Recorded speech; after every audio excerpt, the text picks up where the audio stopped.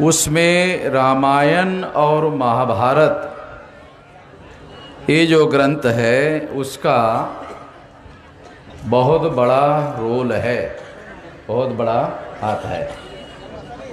इसे हमारे लोगों को समझना ठीक से ज़रूरी है।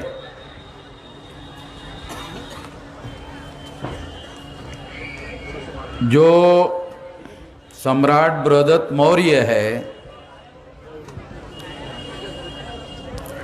ईसा पूर्व 185 को जब उसकी हत्या की गई, उसके पहले, क्योंकि ये तो मौर्य की बात है, तो उसके पहले इतिहास में जो चीज़ें हम लोगों को समझना बहुत ज़्यादा ज़रूरी है, जो लोग बातें जानना चाहते हैं, समझना चाहते हैं, उन लोगों के लिए बहुत ज़रूरी बातें। ब्राह्मण लोग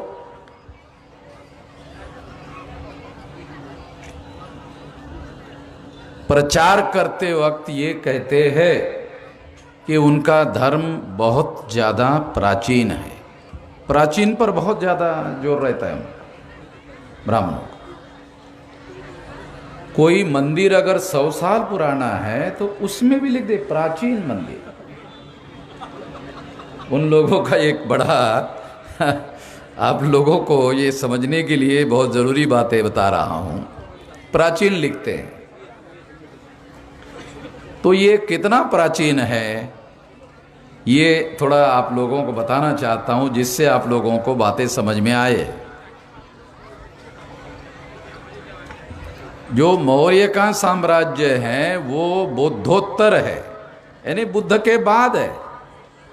बुद्ध ने जब मन और मस्तिष्क को मुक्त करने की क्रांति की, उसकी वजह से राजनीतिक क्रांति हुई, ऐसा बाबा Saheb Ambedkar annihilation of cast में कहते हैं। मन और मस्तिष्क की मुक्ति होने से ही राजनीतिक क्रांति होती है। गुरु नानक की मन और मस्तिष्क की मुक्ति होने के बाद ही सिखों का जो साम्राज्य है वो निर्माण हुआ। और जो मुसलमान हैं उसके बारे में बाबा साहब अम्बेडकर कहते हैं कि मोहम्मद की अरब में जो कबीले लोग हुआ करते थे, कबीलों में रहते थे, जाहिल लोग थे,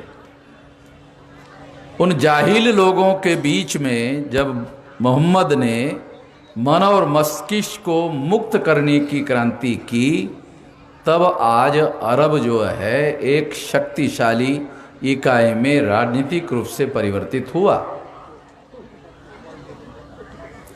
उसी तरह से बुद्ध ने जब मन और मस्तिष्क की मुक्ति की, तो इस मुक्ति की वजह से चंद्रगुप्त की राजनीतिक क्रांति हुई, मौर्य का साम्राज्य स्थापित हुआ। ये बात सिद्धांत के रूप में एनिहिलेशन ऑफ कास्ट में बाबा साहब अम्बेडकर ने बताई। मन और मस्तिष्क की मुक्ति समझने की बहुत ज़्यादा ज़रूरत है, क्योंकि हमारे लोगों को बाबा साहब अम्बेडकर के बहुत सारे लोग किताबें लेते हैं, और किताबें लेने के बाद में जो जहाँ बैठने की जगह होती है वहाँ रैक लगते हैं, फिर वहाँ उसको रखते हैं। तो जब हम जाते हैं तो साहब को पूछते हैं कि साहब ये बाबा साहब की किताबें आपने बहुत अच्छी रखी है, इसको कुछ पढ़ने वढ़ने का रिटायरमेंट के बाद कोई काम धाम था नहीं, फिर पढ़ेंगे, रिटायरमेंट के बाद पढ़ेंगे। रिटायरमेंट होने के बाद पूछते हैं कि अब कुछ थोड़ा सा शुरू किया, नहीं अब नाती हो गया है तो उसको संभालना पड़ रहा है, थोड़ा समय कम मिल रहा है। मतलब वो ऐसे ही दर्शनी भाग में रहते हैं, और जो मन और मस्तिष्क दिमाग को मुक्त कर सकता है, क्योंकि वास्तविक क्रांति दिमाग में होती है, ये समझ लो। जो वास्तविक क्रांति है वो दिमाग में होती है। जिसका मन मुक्त है उसका शरीर मुक्त होता है, जिसका मन मुक्त नहीं होता है उसका शरीर मुक्त नहीं होता है। इससे कोई बड़ा सिद्धांत मुझे नहीं लगता बुद्धा जी बताया। बंते जी सही कह रहे हो ना? हाँ, थोड़ा ये समझना। तो मैं आप लोगों को ये बात समझाने के लिए,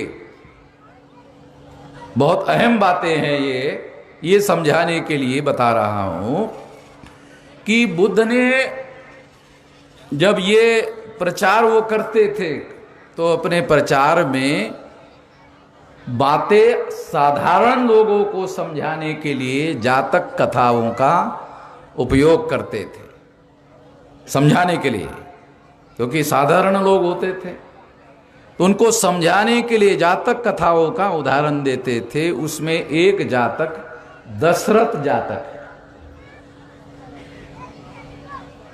उस दशरथ जातक में राम भी है। बहुत सारे लोगों को ये मालूम नहीं है। उस दशरथ जातक में यानी उसमें राम भी है, उसमें सीता भी है। दशरथ जातक में तो वो दशरथ जातक जो है वो मौर्य के पहले है, उसके बाद मौर्य है। और मौर्य की प्रतिक्रांति ईसा पूर्व 185 को होने के बाद में और कई, अगर इसका हम सालों में अध्ययन करें तो लगभग 800 साल के बाद, बुद्धा के 800 साल बाद रामायण लिखी गई। ब्राह्मण लोग प्रचार करते हैं प्राचीन प्राचीन प्राचीन, हमारा ये ग्रंथ बहुत प्राचीन है, बहुत प्राचीन है। अबे कितना प्राचीन है भाई तेरा, है? कितना प्राचीन है, बुद्ध के पहले है। तो रामायण जो है वो 800 साल बाद, बुद्ध के 800 साल बाद। तो मेरे पास तो दो ही डॉक्यूमेंट्री एविडेंस थे कि वाल्मीकि रामायण में 2 जगह श्लोक हैं बुद्ध के विरोध में। 2 श्लोक है बुद्ध के विरोध में। यदि वाल्मीकि रामायण बुद्ध के पूर्व लिखा होता तो फिर बुद्ध के विरोध में 2 श्लोक वाल्मीकि रामायण में कैसे आता? बराबर। इसका मतलब है, हाँ, तो बाद में मुझे जानकारी मिली कि वो 2 बार नहीं 16 बार रामायण में 16 जगह पर 16 संदर्भ है बुद्ध के रेफरेंस है। इस पर रिसर्च हुआ, अंग्रेजों ने रिसर्च किया। और एक जानकारी की बात आपको बताता हूं, संस्कृत भाषा के जितने अंग्रेज पंडित हैं उतना ब्राह्मण नहीं है। संस्कृत भाषा के जो पंडित है वो ज्यादा बड़े पंडित अंग्रेज है। और वो अपने यूनिवर्सिटी में दुनिया की जो 10 ऑक्सफोर्ड यूनिवर्सिटी, हार्वर्ड यूनिवर्सिटी, ये दुनिया की जो 10 यूनिवर्सिटी में से है, उसके हेड ऑफ डिपार्टमेंट जो है वो संस्कृत भाषा के वो अंग्रेज है। और वो इन लोगों से कई ज्यादा पंडित है संस्कृत भाषा के। तो उन लोगों ने बहुत सारा रिसर्च किया। तो रामायण में 16 बार संदर्भ आता है। पहले मुझे 2 ही संदर्भ मालूम था, अब ये नया रिसर्च है तो उससे पता चल जाता है कितना प्राचीन है, कौन प्राचीन है। इसका दूसरा अर्थ ये होता है कि रामायण की अगर मूल कथा अगर देखा जाए तो वो जातक कथा है, दशरथ जातक है। दशरथ जातक